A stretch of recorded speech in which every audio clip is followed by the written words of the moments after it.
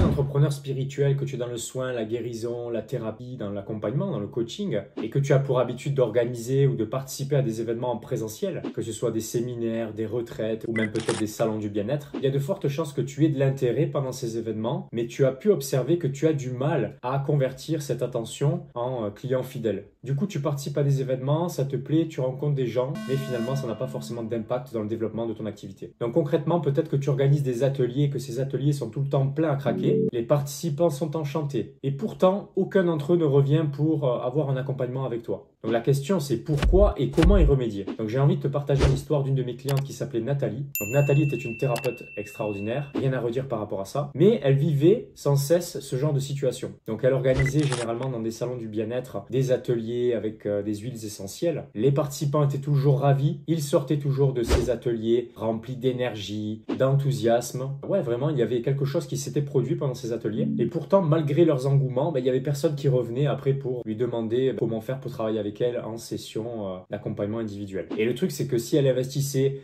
du temps, des ressources, de l'argent pour participer à ces événements, c'est qu'elle avait bon espoir que ça puisse lui rapporter des clients in fine. Et malgré tout, Nathalie n'avait pas le droit de vendre dans ces événements ses produits, ses services. Donc finalement, elle avait juste le droit d'être en contact avec les gens, de discuter avec eux. Généralement, ça en restait là. Donc la seule chose qu'elle avait essayé finalement, c'était de distribuer des flyers en espérant que les personnes repensent à elle et la recontactent, ou parfois de partager sa carte de visite. Et donc tu te doutes bien, j'imagine que si c'est ce que tu as aussi peut-être expérimenté, ça n'a pas forcément donné grand-chose pour elle. Donc quand elle est venue me voir pour qu'on travaille ensemble pour faire décoller son activité, eh bien ce que je lui ai recommandé finalement, c'est pas de se focaliser sur la vente lors de l'événement, ok? Il n'y avait pas lieu de vendre quoi que ce soit dans l'événement, mais au moins d'utiliser l'événement comme une source de trafic qui permettait de lui rapporter des prospects qualifiés. Si les gens viennent à ces événements, si les gens viennent à certains événements, c'est qu'ils ont un intérêt vis-à-vis de l'événement. Ok, il y a des exceptions, il y a des gens qui ont du temps à perdre, qui sont curieux,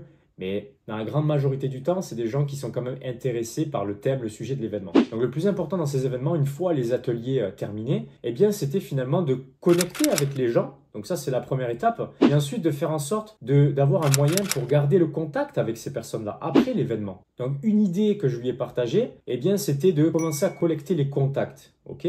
Donc le but n'est pas de vendre quoi que ce soit à ce niveau-là. C'est même l'opposé qu'il faut faire. Donc collecter les contacts, c'est quoi? C'est collecter les numéros de téléphone, collecter les adresses email et bien évidemment de proposer quelque chose en échange. Potentiellement de proposer l'envoi d'une ressource particulière, une ressource offerte en échange de l'adresse email, que ce soit une méditation guidée spéciale pour les gens qui ont participé à l'atelier ou que ce soit même quelque chose, un livre, un e-book, quelque chose qui nous permet d'échanger l'adresse email contre une valeur exclusive. Et beaucoup plus simple que ça, et ça je suis sûr que tu peux déjà le faire, et c'est là tout le but d'avoir déjà certains réseaux sociaux qui sont déjà un minimum établi. Donc avoir un profil sur Facebook, Instagram, ça ne mange pas de pain, mais ça te permet aussi d'avoir l'opportunité d'échanger ce contact avec les personnes qui vont venir à tes ateliers potentiellement ou aux événements dans lesquels tu vas participer. Et le simple fait de connecter sur ces réseaux sociaux, ça va te permettre de prolonger la relation avec ces personnes qui t'auront découvert en présentiel.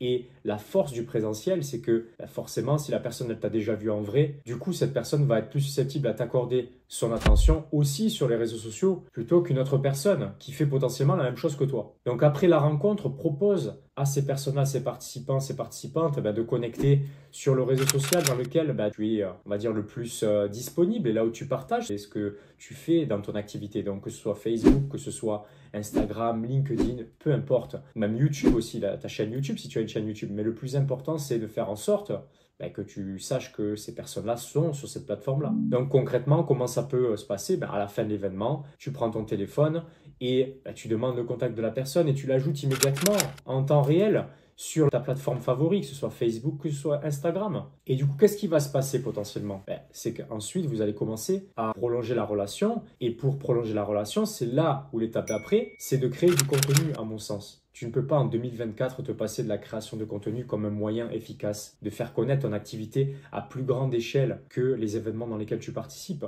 où tu as l'opportunité de toucher certaines personnes, mais c'est plutôt limité à la localité dans laquelle tu te situes, tu es d'accord avec moi?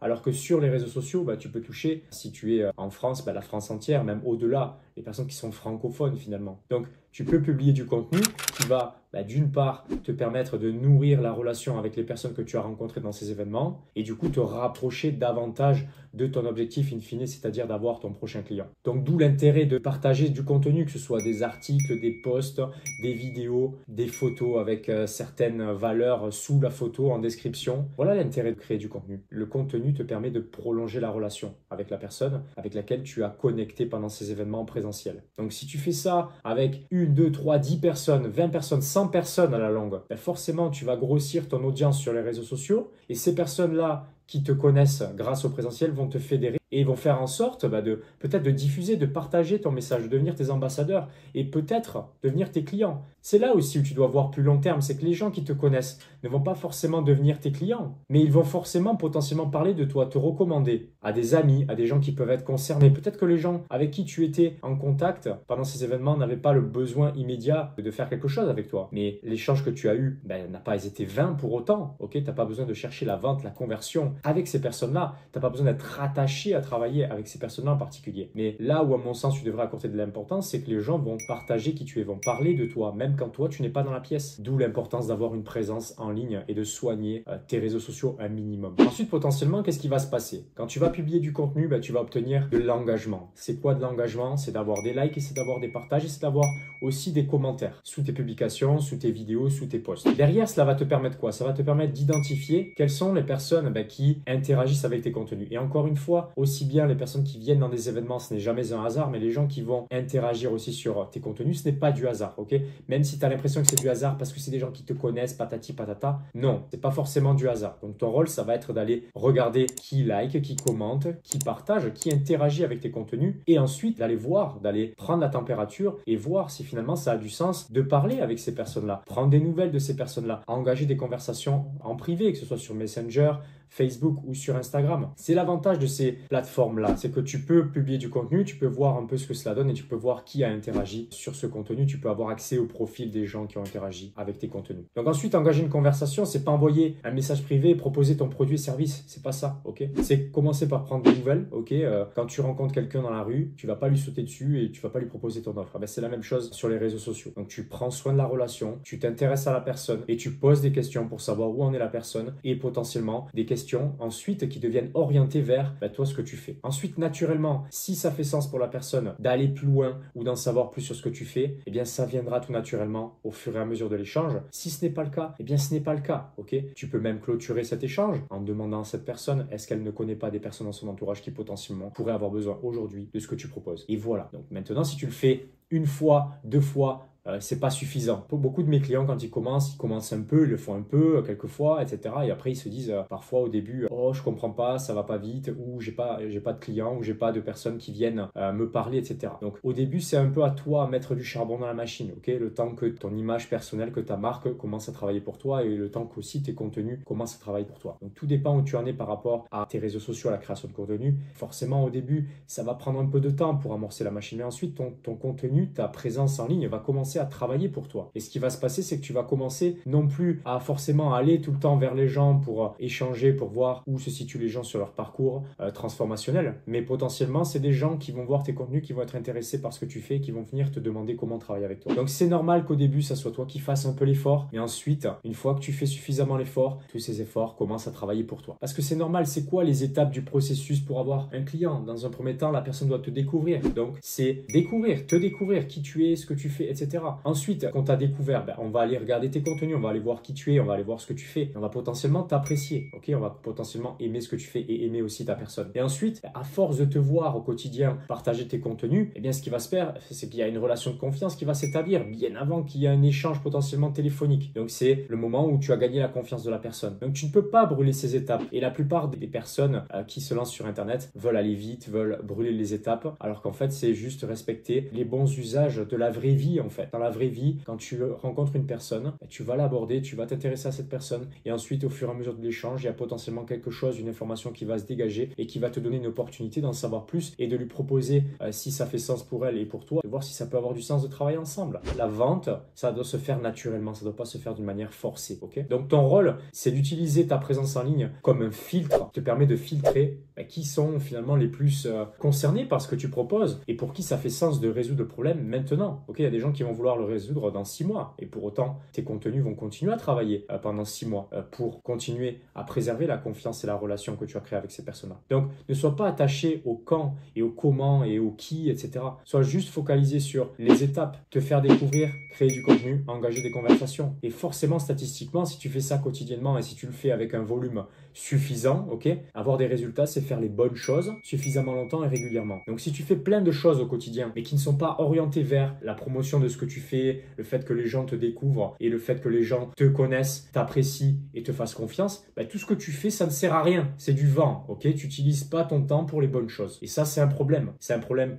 pour toi personnellement, mais c'est parce que tu perds ton temps et ton énergie et tu perds confiance en toi, parce que tu vois que tu n'as pas de résultats. Et c'est un problème du coup pour ton activité. Et si tu fais pas les bonnes choses, la réalité, les gens qui pourraient travailler avec toi, ils vont aller voir d'autres personnes qui eux font les bonnes choses, à savoir créer du contenu, créer de la relation avec les gens, converser avec les gens, vendre leurs produits, leurs services. Et du coup, toi, ce qui va se passer, c'est que tu vas plus pouvoir continuer à faire ce que tu aimes, continuer à faire ce qui te passionne, accompagner les gens, parce que concrètement, tu ne peux pas vivre de cette activité-là. Et ça, c'est dommage, juste parce que tu ne fais pas les bonnes choses. Donc, à toi d'aller focaliser sur ces choses-là, de mettre de la conscience sur ça et de corriger ce qu'il y a à rectifier, histoire que ça puisse fonctionner finalement. Parce que si ça fonctionne pour les autres, ça peut fonctionner pour toi aussi. Donc finalement, pour revenir à Nathalie, grâce à cela, elle a pu enfin vivre de son activité confortablement. Et du coup aussi, elle a retrouvé de l'enthousiasme dans ce qu'elle faisait. Elle a retrouvé de l'entrain, elle a retrouvé de la confiance en elle concrètement. Parce que la confiance, ça se crée sur le chemin, ça se crée parce que tu crées de l'évidence que ce que tu fais, ça fonctionne. Ça fonctionne pour toi, ça fonctionne pour ton activité, ça fonctionne pour les clients qui ont accès à toi. Donc le processus de vente,